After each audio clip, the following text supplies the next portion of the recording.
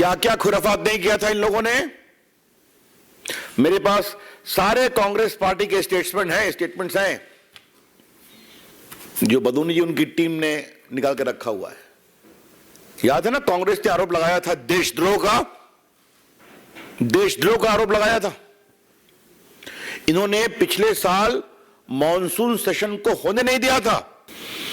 क्या राहुल गांधी कांग्रेस पार्टी माफी मांगेगी, जिस पर इतना तूफान खड़ा किया गया देश भर में कि भारत में जनता की प्राइवेसी को नुकसान बताया जा रहा है, इंस्टीट्यूशंस को कॉम्प्रोमाइज किया जा रहा है, प्रधानमंत्री अपने पार्टी के अंदर पेगासस के द्वारा सर्वेलेंस करा रहे हैं, विपक्षियों का करा रहे हैं, पूर्व प्रधानमंत्रियों का करा रहे हैं।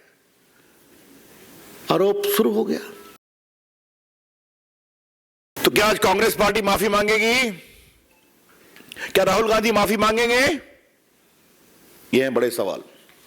और एक बात हमें कांग्रेस पार्टी को और कहना है, ये लोकतंत्र है, मैदान में आ जाइए, जनता ईमानदारी से वोट देती है, लेकिन प्रायोजित कैंपेन, झूठा कैंपेन, प्रायोजित पीआईएल और हर का dismissal,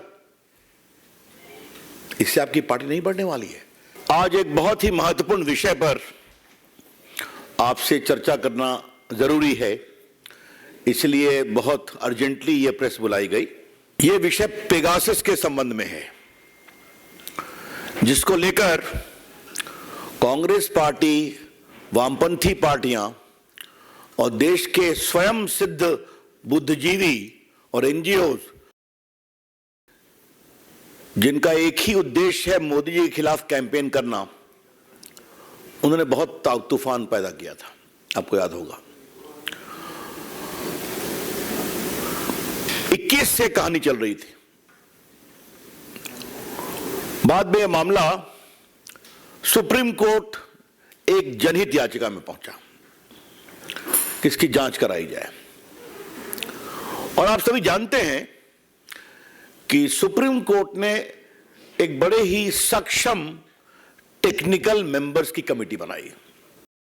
the honourable supreme court appointed a very powerful committee of eminent technological expert to examine the whole issue of Pegasus. और इसमें और विश्वसनीयता के लिए माननीय सुप्रीम कोर्ट ने यह भी कहा कि सुप्रीम कोर्ट के एक बहुत ही डिस्टिंग्विश रिटायर्ड जज हैं जस्टिस रविंद्रन, वो इसकी मॉनिटरिंग करेंगे। Therefore, the Supreme Court put in place a mechanism of eminent technical people, and the working was to be supervised by Justice Ravindran, a very distinguished retired judge of Supreme Court. ये बात मैं आपसे इसलिए कह रहा हूं, ये पूरी कमेटी सरकार से बिल्कुल अलग थी। इस कमेटी के ऊपर सरकार का कोई न हस्तक्षेप था, कुछ था।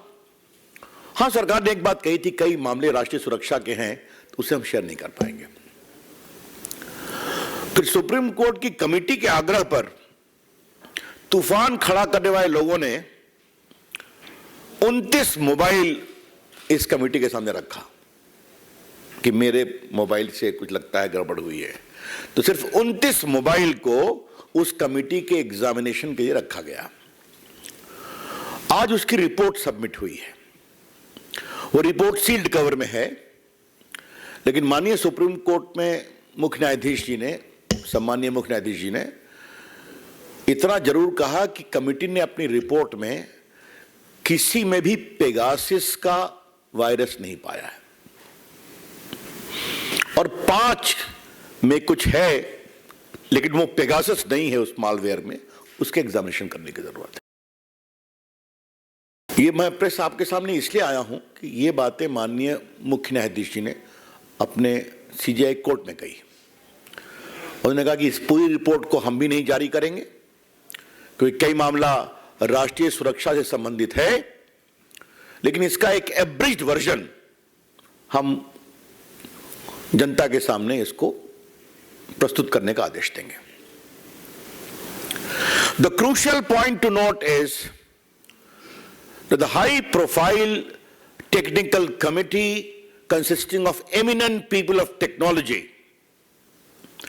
supervised by an eminent retired judge of the Supreme Court, has not found any Pegasus virus in the 29 mobiles submitted for examination. 29 mobile जो सबमिट किए गए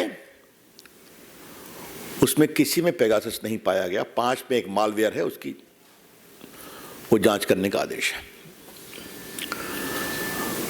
अब देश के सामने बोलने का हमारा दिन है।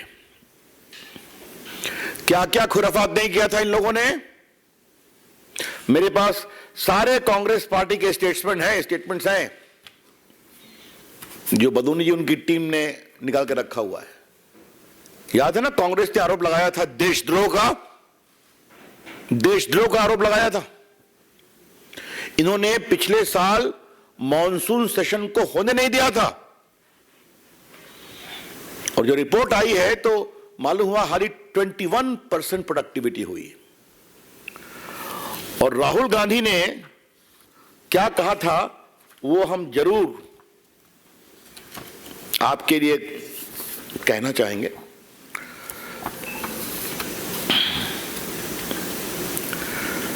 ये राहुल गांधी के पेगासस की हम टिप्पणी पढ़ रहे हैं आपके लिए। Pegasus is an attempt to crush Indian democracy. Pegasus is an attack on the country and country's institutions. I am confident the Supreme Court committee will get the truth.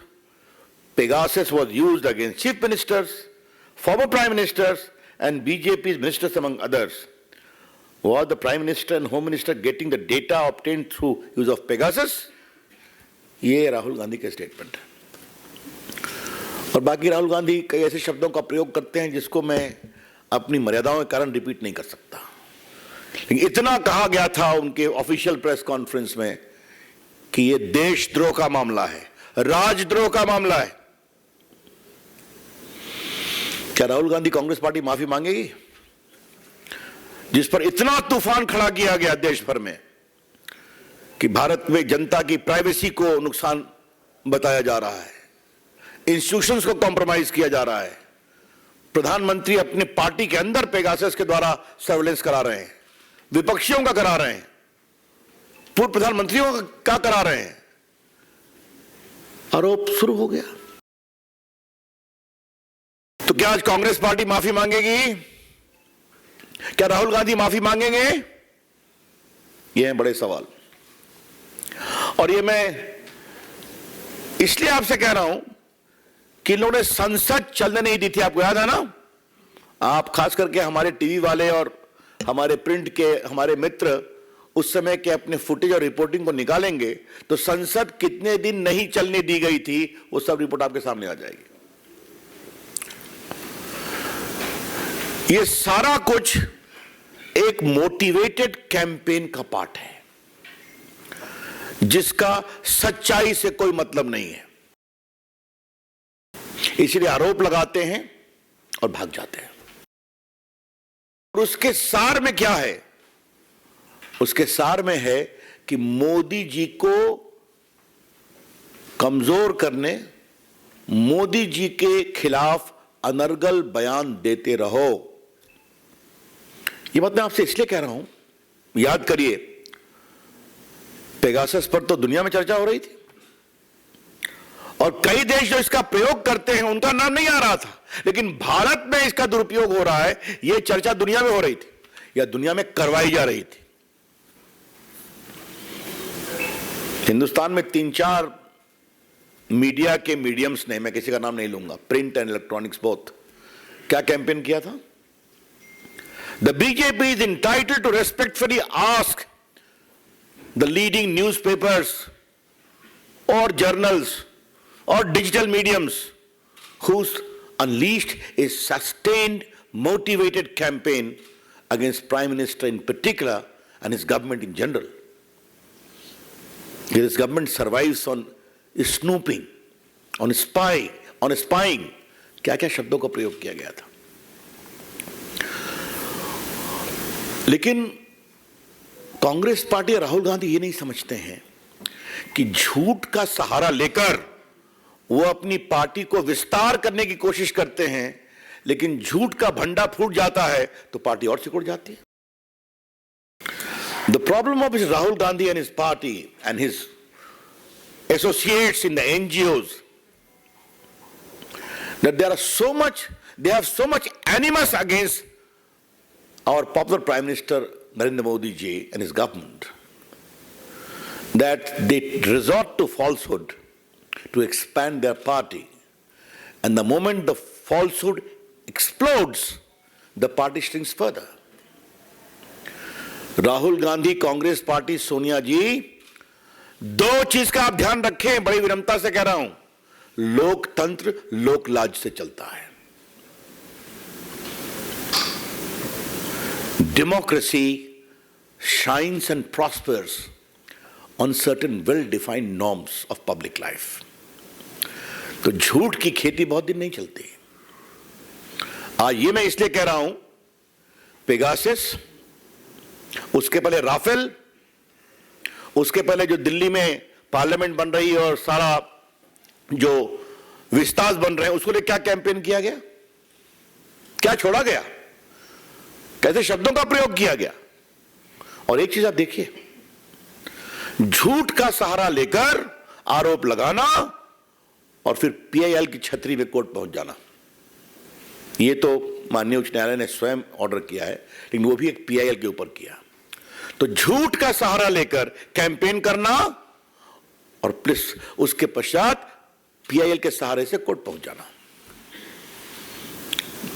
इनके मित्र, इनके सहयोगी पिटिशनर बनते हैं और उसके बाद चाहे वो राफेल हो, चाहे वो सेंट्रल विस्टा हो, चाहे आज का पेगासस हो, हर को सुप्रीम कोर्ट ने रिजेक्ट किया और बाकी कोर्ट ने रिजेक्ट किया. आज हमें एक बात और कहनी है, और ये बात हम बहुत विनम्रता से कह रहे हैं, कांग्रेस पार्टी स्पाइंग पर हमें नसीहत न दे. आज मुझे पीड़ा से बोलना पड़ रहा है, जब देश के योग्य राष्ट्रपति स्वर्गीय प्रणब बाबू देश के वित्त मंत्री थे, तो उनके दफ्तर पर किसने बगिंग की थी, याद है? कांग्रेस पार्टी. उसको च्युइंगम गेट कहा जाता था, याद होगा अनिल बलूनी. और हमारे पास आंकड़े भी हैं कि कांग्रेस की सरकार में कितना अधिक बाकी चीजें करने की कोशिश की गई है. ये सबके आंकड़े हैं, आप कहेंगे तो हम वो भी दे देंगे कि 13 तक सैकड़ों चीजें जिस तरह से की हैं. मैं पढ़ रहा हूं, an RTI reply from 2013 revealed that around 9,000 phones and 500 email accounts were watched every month by UPA government at the time. ये आरटीआई के रिप्लाई में है. कांग्रेस पार्टी 9,000 फोन और 500 मेल अकाउंट को एवरी मंथ वॉच करती थी, तो हमें ज्ञान न दें. और एक बात हमें कांग्रेस पार्टी को और कहना है, ये लोकतंत्र है, मैदान में आ जाइए, जनता ईमानदारी से वोट देती है, लेकिन प्रायोजित कैंपेन, झूठा कैंपेन, प्रायोजित पीआईएल और हर का डिसमिसल, इससे आपकी पार्टी नहीं बढ़ने वाली है. क्योंकि नरेंद्र मोदी की सरकार ईमानदारी से काम करती है. गरीबों की चिंता, किसानों की चिंता, देश की चिंता और देश की सुरक्षा की चिंता. आज बीजेपी की ओर से हम बहुत विनम्रता से यह कहना चाहेंगे, कांग्रेस पार्टी हो या एनजीओज हो, तो उनसे बहुत नजदीकी महसूस करते हैं, या फिर लेफ्टिस्ट हो, आप कुछ भी करिए, नरेंद्र मोदी जी की सरकार देश की सुरक्षा पर कोई कॉम्प्रोमाइज नहीं करेगी. और उसी का असर है कि कश्मीर में पिछले 15 अगस्त को इतने झंडे फहराए गए, चाहे वो शोपियां हो या बाकी भी क्षेत्र हो, कि झंडे कम पड़ गए. तो हम देशभक्ति का सौदा नहीं करते, देशभक्ति हमारी प्रतिबद्धता है, भारत की सुरक्षा हमारा कमिटमेंट है, and there shall be no compromise on that. तो मित्रों, मुझे अपनी ओर से इतना ही कहना था कि पेगासस का विषय गंभीर था, इसलिए हमने आपको रख दिया. I am open to any question now. Ravishankar ji, दो पहलुओं को आपसे समझना चाहूंगा जो पेगासस जासूसी मामले में सुप्रीम कोर्ट का फैसला आया है।